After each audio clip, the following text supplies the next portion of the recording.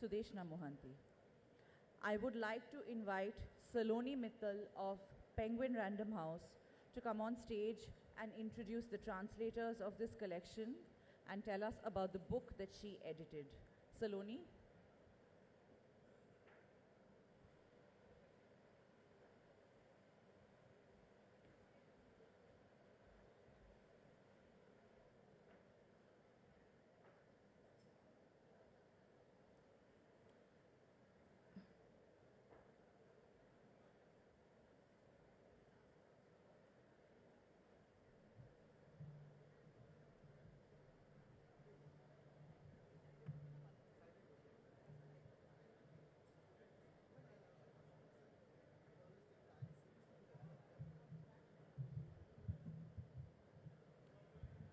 Oblivion and Other Stories is an anthology of 20 short stories of Gopinath Mohanty, the doyen of Odia literature. The stories, written across a half century from 1935 to 1988, sample his body of writings and the variety of his themes.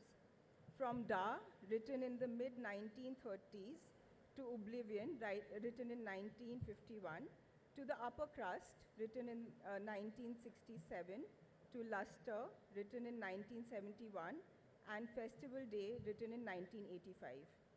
They capture the forgotten others, the banality of marginal living on life's edge, the poor, the tribals, and ordinary people, invisible in the feudal landscape of Odisha in the 20th century. Originally written in Odia by the Padma Bhushan awardee, these have now been translated for the first time into English and recreate the social life of mid-20th century India.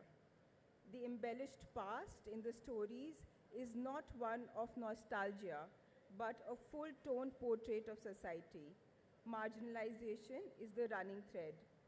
Disposition, class caste, social exclusivity, and lack of education. Gopinath Mohanty, one of the chief architects of modern Indian literature, was the first recipient of the Kendriya Sahitya Akademi Award and other prestigious honors such as the Soviet Land Nehru Award, the Nana Pete Award, the Padma Bhushan. Many of his novels have been translated into English and published in India and abroad, but this is the first collection of short stories that have been published by a major publisher in India and abroad. He wrote 24 novels, 10 collection of short stories, 3 plays, 2 biographies, 2 volumes of critical essays, besides 2 translations. Sudeshna Mohanty, one of the translators, is an alumnus of Miranda House, Delhi University. She taught English for over 30 years in an affiliated college of Bangalore University and retired as associate professor in December 2017. Her translations includes an anthology called The Hidden Ganga and Other Stories and a short story titled And the Tide Turned. Sudhansu Mohanty is a former civil servant who wrote extensively in the national media, pleading for honesty and transparency, and also authored 3 books on the subject, Babudam, Babu Log, and Babu Speak. Besides, he has written Anatomy of a Tumor and Sheru, and translated 2 books from Oriya, The 3 Mariners and the HarperCollins Book of Oriya Short Stories. Should we unwrap the... Yeah, we launched. Hello.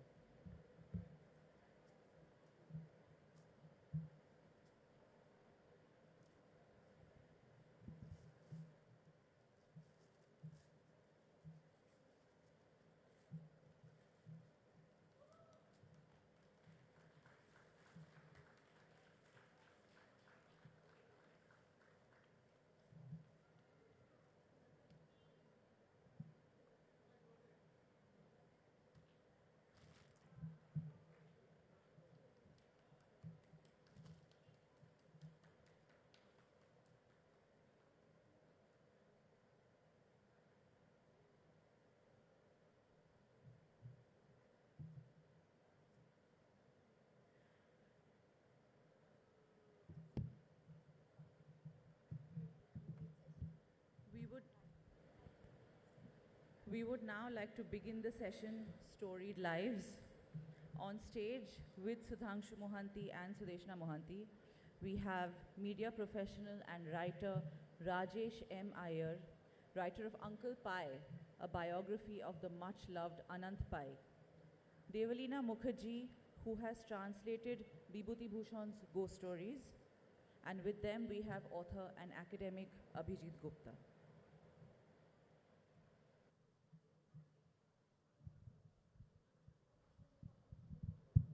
Hi everyone, can you hear me?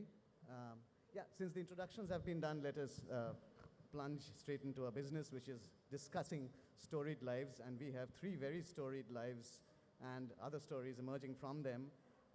Three of them are giants in their own way. We have Gopinath Mohanty, arguably one of the greatest writers of Oriya literature in the 20th century, Gyanpith Award winner.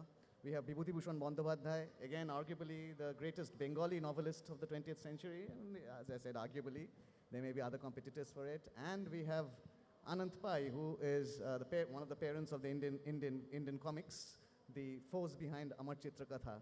So we are really looking at a wide range of writers and media here. We are looking at comics, we are looking at horror, we are looking at a whole range of modernist writing from Gopinath Mohanty, encompassing novels, short stories, plays, and so on and forth. So it's a movable feast that we are about to partake on. And I will start by asking, because from the very left, asking Rajesh Iyer perhaps. First questions, again, since I am the moderator and time is short, I will be quite brisk in my management of time. So please do not take it amiss if I occasionally butt in and interrupt. I wanted to start by asking Rajesh Iyer, what made you want to tell the story, as it were, of Uncle Pai, Anant Pai, P-A-I, not 22/7? Hello, let me thank, it's an honor to be part of this August audience. And to answer your question, I mean, in my last corporate avatar was a creative head with Amar Chitra Katha. But the strangest part is, and a lot of people actually don't believe it, is that I never met Mr. Anant Pai. And this kind of landed into my ham. My literary agent actually said, why don't you write about him? I mean, the first question that came to my mind is, what is there to know about him? It's there in the public domain. But the moment I started searching it, there were multiple stories, layers after layers. I guess that's what makes him so fascinating. It's not just the kind of creation that he has done and the kind of impact that he has had on to multiple generations of Indians who grew up reading his Amar Chitra Katha and Tinkle comics. But the fact about this is even his life is so layered that every time you start peeling, then you realize there's much more in depth there. And that's, again, that really fascinated me. And I realized it's not just going to be a normal biography, but one that, like I said, I mean, it goes in layers and layers. And his personality is something that we not just about the multiple generation to know about, but to cherish. So I guess that's kind of like what propelled me into writing this book. The question of biography writing is a fraught one, and I'll perhaps later come back to how you in a sense, you're a fan as well as a biographer. So these are two opposing impulses. So we'll come back to that in a bit. But I want to hear from Devalina Mukherjee now why she chose the Taranath Tantric stories. Now, uniquely among Vibhuti Bhushan's writings, Taranath Tantric stories have recently been. Some of them have been translated to graphic novels or comics. Some have had web series devoted to them. So again, why did you choose these particular stories?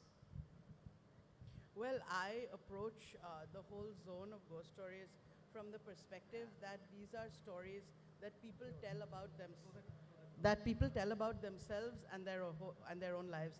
And my background is in social science research on the field. So, even as kind of India moves forward or changes in particular ways, there are other very large spaces in this country where the telling of ghost stories is a real thing, and there is real belief attached to them. And these are cultural practices. And from there, the stories of Vibhuti Bhushan are a comparatively short step, because these are just such magnificent stories. I mean, in terms of quality of story, they're amazing. And what is even more interesting is because ghost stories are actually cross-cultural. several of the themes that these stories address are actually present across the world.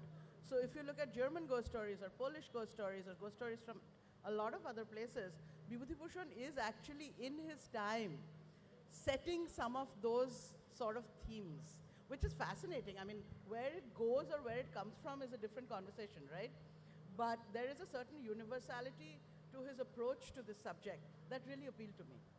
Thank you. Thank you. Again, we'll come back to the particularities of the ghost story and why it appeals to such a universal constituency and why it speaks so eloquently to many of us. But we have now two translators who have co-translated this book of short stories, which has just been released, Oblivion and Other Stories, translated from the Odia by Sudeshna Mohanty and Sudhansu Mohanty. Now, as we just heard, Gopinath Mohanty was one of the greatest of Odia writers, perhaps only the second, only second in importance after Fakir Mohan Senapati. I wanted to ask both the translators, why did you choose Gopinath Mohanty's short stories? What motivated you the choice of these stories? Because he's already been translated, he's already well known. So what were you trying, what was your motive behind doing this collection of stories?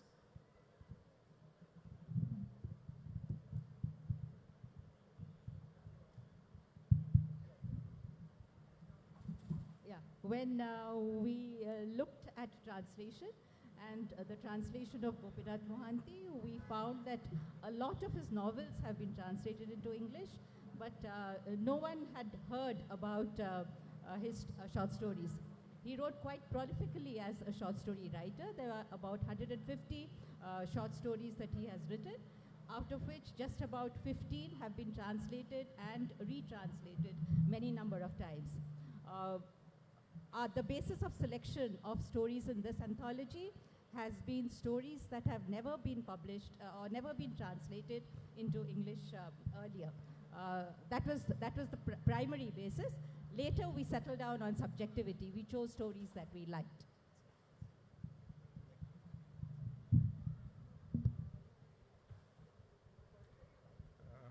Thank you very much for getting us over here, and especially speaking before the Calcutta audience. It has a very different sense, and I must admit that we are starting with a little trepidation. First I came to the stage, I thought it's good that a lot of seats are vacant so that we can escape the close scrutiny that we expect from a culture-rich Kolkata. Anyway, I think that's beside.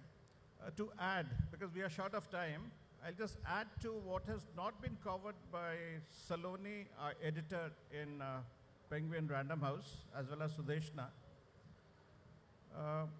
I think Gopinath Mohanty was a writer of many, many parts, multiple parts.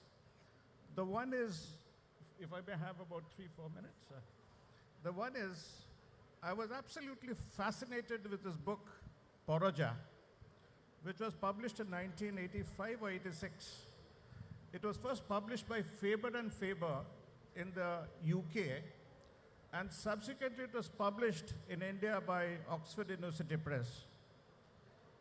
Then, I think on a personal note, I'll say that I think two of my friends, I think one of the friends, he was the lead translator, if I may use the word, and I don't know whether he's there in the audience, but I'd like to mention his name because he was the soul behind the whole thing. K.K. Mahapatra, who has been a wonderful translator of different stories, he took the lead, and we translated also one of the stories of Gopinath Mohanty there. Subsequently, we did see that many of his stories have been published in other anthologies and collections. When I think, how do I put it? I was not the original translator. Sudeshna is too modest to mention about how she got started. She approached me to validate the whole thing, thinking that possibly I'm one of the better persons to validate her translation. And that's how we got started, just validation on my part. Then as it flowed on, I said, why do you want to do only 8 or 10? Gopinath Mohanty is one of the doyens of Oriya literature, unmistakably. Why not we do more? And that was the time she asked me, I think it was a Hobson's choice for me, that Sudhanshu, would you like to join me as a co-translator. I didn't have the heart actually to tell her no. And in Kalinga Lit Fair, the Tata Steel, they asked me a question that what actually gripped you that you agreed to this when you had deserted translation for the last 25 years? I mentioned only one word. I said two words, her dedication, or three words, her dedication and humility. Maybe it became 4 words. So that's how we got started. And that's how we said that let's go much beyond. As she has mentioned, these are all untranslated stories. And I'll just add to what these two have said, Saloni as well as Sudeshna, that if you have heard about, I think it was K.N. Raj who mentioned about Indian twin nation. It's got a India, there is also a Bharat. I think Gopinath Mohanty, since he was a provincial civil servant, which was a much respected, highly respected post in Orissa, he lived in India, but his heart possibly was in the margin. I think this is something which I also figured out while reading the stories, that they're inhabiting these two parallel worlds in a way which perhaps modern writers, particularly in English, do not anymore. But we could probably come back to this in greater detail. I just want to get a little, while I was still holding that question in my mind while it's still there. Rajesh, I was wondering if I could again press you on that point which we were discussing before this event began. Now, Amar Chitrakatha has its critics as well as its admirers. So, we were talking about Nandini Chandra's book, which was quite critical of Amar Chitrakatha. Now, again, as a biographer, how difficult or easy was it for you to sort of, as I said, reconcile the fan in you with the biographer in you? Because in Indian biographies, by and large, often tend to be hagiographies. So that is something which, did you bear that in mind while you were writing? I've been blamed by someone for writing hagiography, so so I will take that criticism with a pinch of salt or more than that. But the fact of the matter is, let me just correct, I'm half fan of sorts, not exactly a fan. And the fact of the matter is, yes, that I am like millions across this country who grew up in 70s, 80s and 90s, cannot not be thankful to this man for whatever he's done, irrespective of whatever political spectrum we come from, wherever criticism comes from. Yes, to a very large extent, some of the criticisms are true. I won't dwell upon it, but in the book I have perhaps touched upon it. To some critics of mine might say, oh, you just brushed them, given them just kind of like, a side glance of sorts. But the fact of the matter is, yes, he had a certain viewpoint. He grew up in a certain milieu, and he had a certain thought process, and that definitely does reflect in his books. There are no two minds about that. One of the reasons why I want to say this is because while I was there in Amar Chitrakatha, much later after Mr. Pai passed away, is that we did do a lot of reconciling. We did go back. We did change a lot.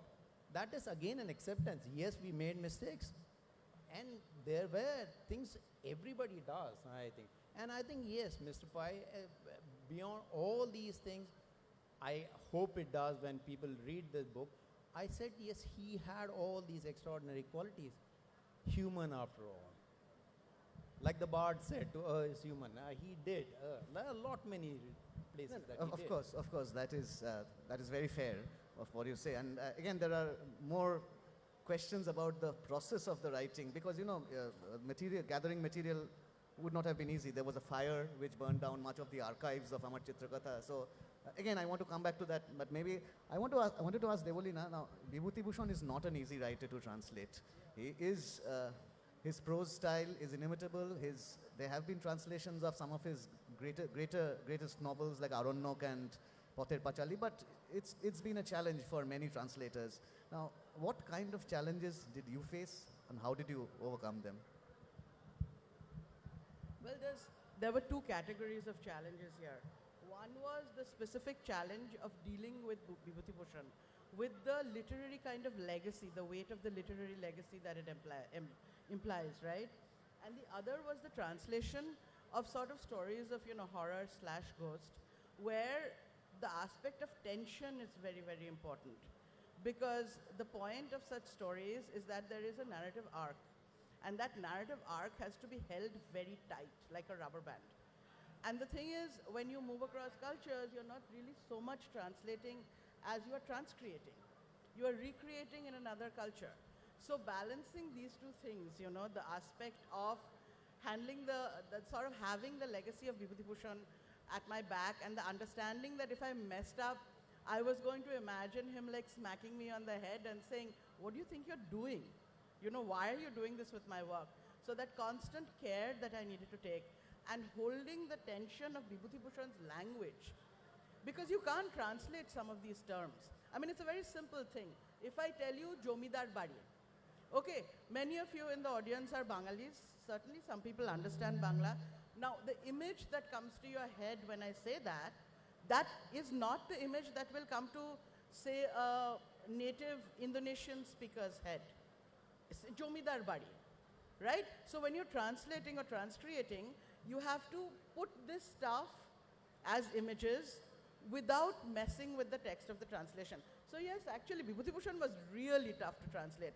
But I'm very glad I took the challenge on because, yeah, it was a great, great experience. It reads very well. I mean, that's one of the things when I had an opportunity to read this because it was been published sometime. And I think it does succeed in conveying that, you know, both the suspense and the richness of Vibhuti Bhushan's tone, and something, a similar impression which I was also receiving from my early readings of Gopinath Mohanty short stories. Again, I have by and large the same questions for you. What kind of challenges, how did you, because you've written about this in the translator's note about the, you know, stop-start process, as it were, of the translation.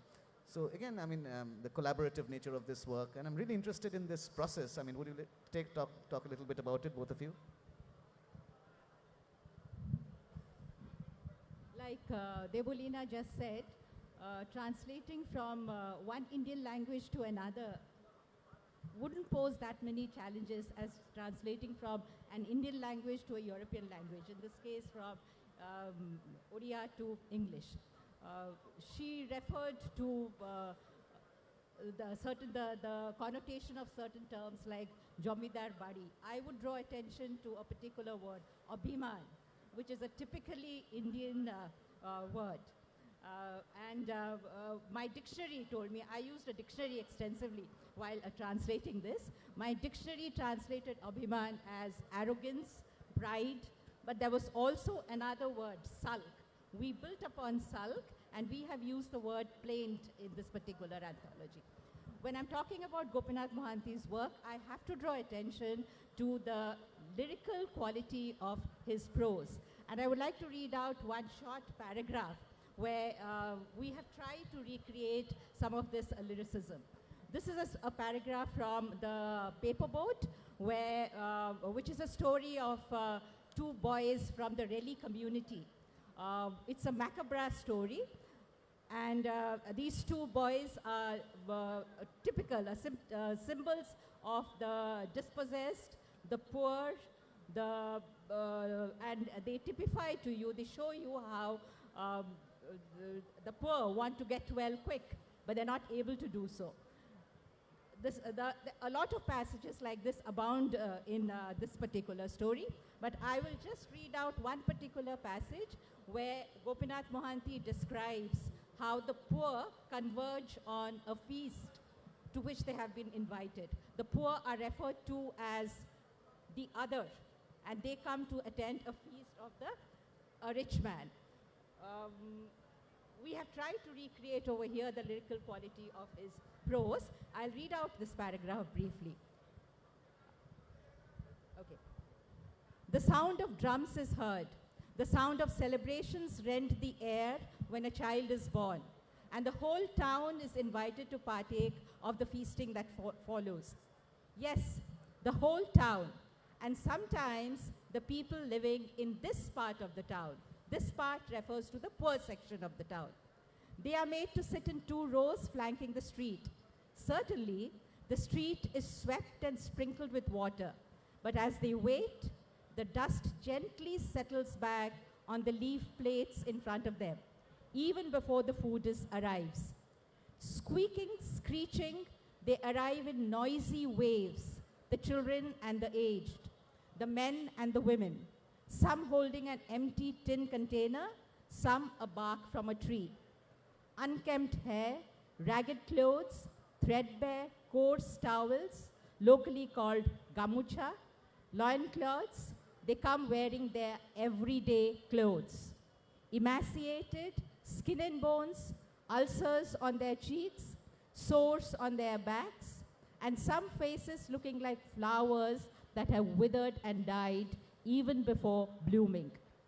All the fresh, clean clothes, the healthy bodies and the blossom flowers, the beauty and the stability reflected in happy faces are from the other side, the rich man's side.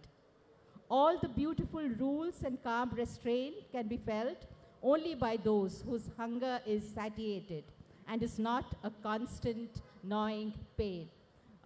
This is an example of the elegiac prose used by Gopinath Mohanty. So, and we had a problem with translating this. We gave it a lot of thought. We have moved the stories back and forth a number of times before we were finally satisfied with the version we have presented. Do you have also a favorite passage to read, or I could come back to that question, the point where I stopped you about the simultaneous being Indian and Bharatiya, as you were saying. I mean, or is that, or would you like to rather read a bit? No. I think we are short of time. I don't want to impinge on the time of others. So I think I should be fair because I think I overran my time. Rather than the translators speaking their version, I think it's like Sudeshna read out, I'm going to read another aspect of Gopinath Mohanty's books. This is the wealth or wealthy, poverty duality.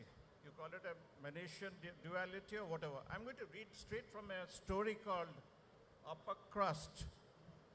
And there is poverty, there is wealth.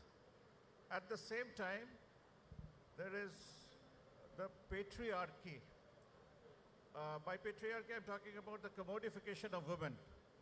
They're all placed, juxtaposed together.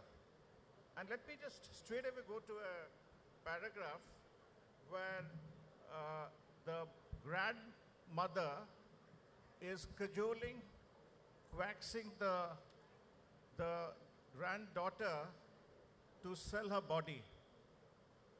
And this I found, I don't know, this story was written sometime in 1941 or something. It's about 80 years later. I find it's highly, highly disturbing. She's telling the granddaughter this. I'm reading from the book. He came to you time and again. This is the cajoling part on the part of the grandmother. And each time he's gone back sore and disappointed, you snarled at him, barked at him, and drove him away. And at a time when we are dying of starvation, how long will it grovel at your feet despite your red eyes, your barks, your snarls? Let us die of starvation. Then I'm skipping some paragraphs.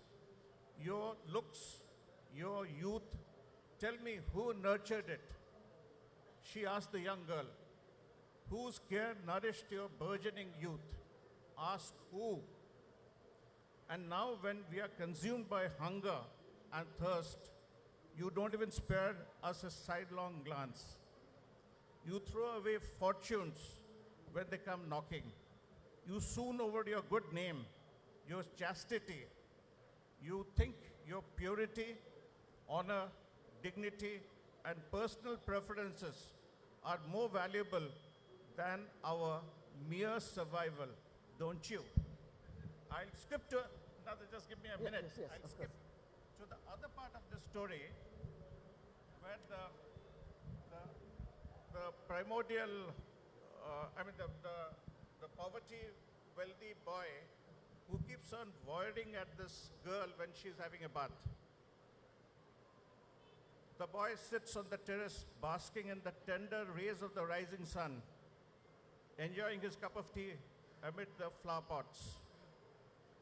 And then he walks up to the edge of the terrace cranes his neck and peeps down. The girl he saw last evening is bathing. She is scrubbing herself with a coarse piece of cloth as she shivers in the cold, as if she wants to scrub away the dirt and dust of a million years, scrub away her poverty, scrub away the dark stains of frustration and the prickly scars of a bitter experience. The boy bends down to peer below. The sheer, raw, carnal excitement of naked flesh, wet clothes, droplets of water, bare, gorgeous bosom, fulsome youth and pulchritude, the deafening, piercing lure of a young body, unbraided hair, all drenched in the pleasant hue of the morning sun, the horny call of raw desire. And I go on, and the story ends with, notwithstanding, she walks out, walks into the house, and then the last two sentences of the story is, the big city is unconcerned actually, picks up its tempo. A motley crowd of people rampages across the street. I'll stop here. So this is 1967, and I think the first story that, one of the earliest stories from 1933 when Gopinath Mohanty was a student in Ravenshaw College. So you're looking at a range from 1933 to what, till almost all through 88. So that's a, entire, the chronological goalposts are from early youth as well as old age. Now, Rajesh, I have two questions for you really, and because when you describe the life of Uncle Pai, it's also not just the life of an individual, it's the life of a publishing house. The whole ecosystem of the publishing house, which of course became very difficult because, and that is true for many of us who try to write about publishing in our research, it's the lack of resources, archives, and the fire that you mentioned, which is all too common in our country, archives burnt accidentally or otherwise. That must have been quite difficult. So I was wondering if you could tell us a bit about how you went about collecting the material, and the other people, the other artists who worked, the printers, publishers. Did you also get a chance to talk with them and tell their stories? Good that you mentioned that 94 thing, because that's the kind of the fulcrum, the entire story. That also kind of tests the mettle of the man I wrote about.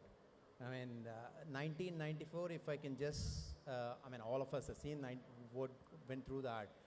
94, Amar Chitrakatha, they had stopped publishing any new titles. Children publishing was going down. And it looked like an uphill task to revive after what happened, that fire. Everyone wrote the obituary. Everybody, including the publishing house. They said it's done and dusted. There's no way these Amar Chitrakatha and Tinkle comics can come back. He bounced back, proved it to everyone. And not just that, I want to make this point, why this is where his characters come across, He said the next issue of Tinkle comic will come on the same day we were to publish. And everyone said, it's ridiculous, how can you do that? They worked round the clock, got all the artists to work at the office. They didn't have an office, they've shifted to the IBH office. They released, it hit the stands 2 days prior to the release date. That speaks volumes about that man. I guess that's, now coming back to the second part of it, could I speak to people? That became a bit of a task because a lot of his colleagues were not around to speak. Thankfully, I could speak to two major, I would love to mention Mr. Subbarao and Luis Fernandez. These people are instrumental in creating Tinkle what was. It was Subbarao's idea, which I mentioned in the book. It was not Mr. Pai's idea. Pai had actually kind of negated, and he said, no, we don't want to do it. Amar Chitrakatha is doing so well. Why on earth should we, dabble into another publishing now? It was convinced by somebody else completely. But coming back to your question, the archives weren't there. The fact of the matter is there were contrary stories coming across. I think anybody writing biography would realize this. Now, how do you sift through this? There are 10 different people telling 5 different stories. Now, which of these you go for? Do you go for majority? Or do you... And the worst fact is, if I were to tell you, Mr. Pai in his own interviews contradict himself. Now, how do you go about it? Tell me, where do you? So that's, I think, is the fine, thin line. It's like a tightrope walk all biographers have to do, and then cross-check, and whichever material you have. So, yes, it was. I think this is a very valid point. I mean, human memory is fallible. And I think there was a similar case with the Bengali comics artist Narayan Debnath, who in his old age, again, contradicted some of the things he had said earlier. You know, there were gaps in the narrative, which again was difficult for people those who were working either academically or more generally on him to figure out. So that is, I suppose, one of the challenges of writing a biography.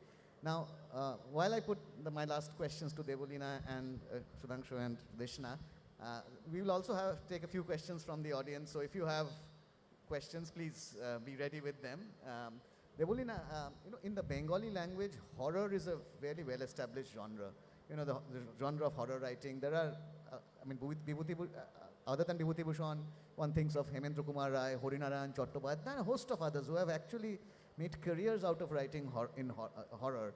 Vibhuti Bhushan, of course, wrote horror as a kind of, among other things.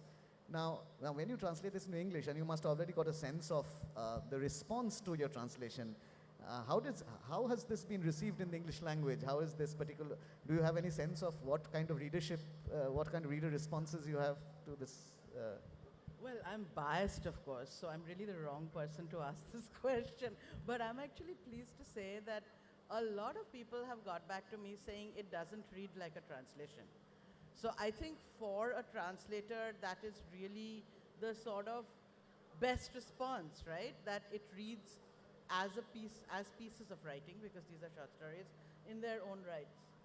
So this is something that I carry very close to my heart. It makes me very happy. Also, the other thing that makes me really happy about this book, is the introduction, which is not a translation. It's original work. I've actually been researching ghost stories as folk tales for, I don't know, close to a decade now.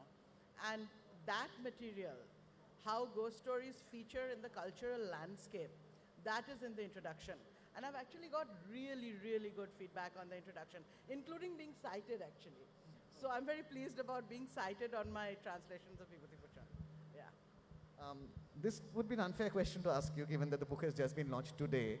But still, I mean, do you have a sense of who this translation is for? I mean, is it for a generation of maybe Oriya readers who perhaps do not read fluently in the mother tongue, or is it for readership outside Odisha, or is it for a mix of all this? I mean, do you have any kind of readers in mind when you wrote this?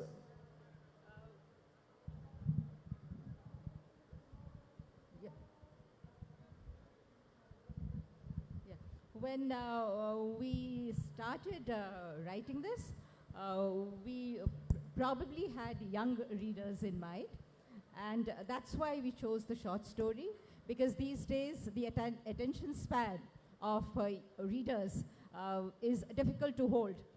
Large works, novels, the readership of novels is decreasing, and I think it's the popularity of the short story that is catching up.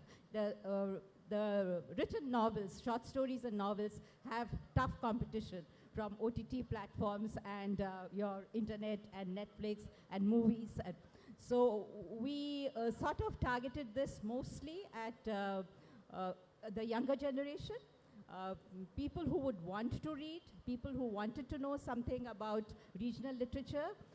And both of us have children in the younger age group, and children who read but know nothing about Odia literature. And we thought that these stories needed to be discovered. Besides, the theme of these stories are such that I think that especially this particular story, the title story Oblivion, is something that would resonate with the youngsters today. Could I introduce the story, please? Oblivion? Yeah. This is the story of a young boy, a boy called Sibaram Salura, who is on the threshold of a new life. He is traveling over mountainous terrain to report at a salaried job. He looks at his reflection in the rearview mirror of the truck and smiles at what he sees. He thinks about the school leaving examination he has aced without breaking a sweat and is vowed very proud of his prowess. He thinks of the young girls that he has had relationships with, and this brings a smile to his lips. Now, this situation, Sibaram Salura, is, I think, a character which many youngsters out here can identify with. Youngsters who are adulting and for whom life is all hunky-dory. But then life also is inscrutable, and death comes when you least expect it. Sibaram's truck careens and vaults and falls off the precipice, and Sibaram Salura lies dead on the wayside. Another universal truth that the end of the story brings about is that when someone dies, it's only his family members who do not allow him to pass into oblivion. He's forgotten by the whole world. I'll read out the last paragraph of this story in which Gopinath Mohanty drives this thought in. Sibaram left this world. His name was lost. Nothing unusual in this vast world where so many people are born and where so many people die. Sibaram died. The moon didn't get any less lustrous. The flowers didn't wilt faster to droop and die. The purling of the jungle stream didn't stop. The full-throated giggles of the Poraja girls didn't come to an end. The world, with its joys and sorrows, went on as it always did. Sibaram's place, too, did not remain vacant. Only his father aged, seemingly by 20 years, and his beau, a veritable Vasundhara, who stoically endures everything, yearns for him forever. She thinks of him every living moment, day and night, weeping incessantly. And each time she puts a morsel of rice into her mouth, it is laced with warm, salty tears. This is how the story ends. So, yeah, that's the universality of the steep, which would strike a chord in the youngsters. That's what we've done. Any questions from the audience? Anyone? If you have a question, a burning question or otherwise, anyone know? In that case, I'll let you have the last word, sir, and read out. If anyone has a question, we'll be very happy to answer. Don't be shy. But otherwise, I have a very lyrical, elegiac paragraph to read for you on the theme I've discussed about concubinage. In a story which is, we in Odia with a diacritical mark in English, we say it actually dawn. Can you just come back? I'll just read the last paragraph. This lady, this poily, we call it in Odia, was the poily of the man, and then 40, 50 years down the line, this poily sees the man that is Sautia, his granddaughter, who is in a relationship, the roles have been reversed. He's in a relationship with someone who is a waif. I'll just read out a few sentences here, not to take much time. Waste, waste, waste. This is how she's cursing. This poil is cursing. This life has been a waste. God is a curse. God is a block of stone. God is this blow. God is this rejection. God is this debasement. God is this pitch darkness. All this dust. Dawn shudders as she gets up. This is the last plaint against creation and the creator, Abhiman. That's what Sudeshna was mentioning a little before. We have used plaint here in this context. A step forward and then another and still more. In the two-pronged river, a loud splash. Midstream, everything disintegrates, melts. The water of the river surges over the embankment and eats into the soil. It has done so in many places along its beach. Silence all around. Only the scrawny dog sits on its haunches and beats its tail 5 times on the ground before emitting a heart-rending howl. Whoa. Thank you. This was, in fact, the first story that he wrote as a college student in Ravenshaw College when he was 21 years old. On that note, thank you very much. Thank you, Rajesh. Thank you, Devolina. Thank you, Sudeshna. Thank you, Sudhanshu, for this opportunity, giving me this opportunity to read these books and talk about it. Thank you very much for listening, and have a great rest of the day.